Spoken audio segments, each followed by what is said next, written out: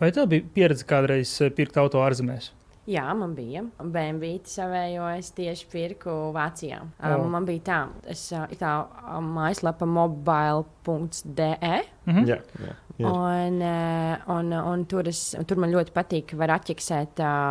Es gribu tieši brūnādas salonu, es gribu panorāmas. Viņiem tas filtrs diezgan tāds plašs. Jā, es gribu panorāmas lūku. Es tā tiešām salieku visu, ko es vēlētos. Un tad man piedāvā šīs mašīnas, un es skatos, ok.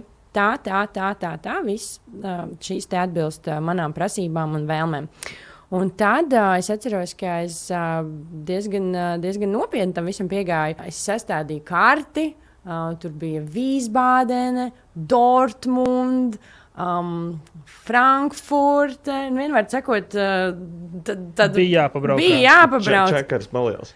Tāds neliels, bet es atceros, ka ļoti vienkārši. Pirmā manā kartē bija Dortmunda. Tur es uzreiz ieraudzīju, ka kaut kas nav, jo man nepatika pārdevējs. Jā, tas ir diezgan normāli. Vācijā diezgan izplatīti, ka tie pārdevēji ir turku izcelsmes. Jā, es negribēju nevienu konkrēti minēt. Nav jau tā uzreiz, ka kaut kāds šāds mēs neesam rasisti. Es vispār totāli merebā. Čauka zēl. Man viss kārtībā es turku valodā saprotu un runāju. Mēs respektējam, jā. Mēs vienkārši tev bija čuņiks, ka...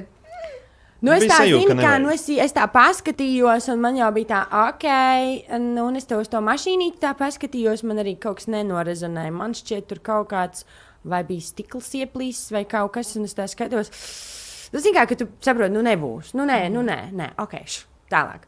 Un aizbraucu uz Vīsbādeni, un man laikam tā Vīsbādena vienkārši patika. Nereāli tā pati pilsēta. Pilsētas vibes lika pirkt mašīnu. Jā, teātris, tur bija kaut kādi karstie avoti. Tas tā skatos, kurš rakstnieks, manuprāt, Dostojevskis kādā lugā bija minējis, ka jābrauc uz Vīsbādeni, uz karstiem avotiem. Man tas viss tik labi saslēdzās. Es domāju, jā, šis ir labs. Un es piegāju pie tās mašīnas, viss cute.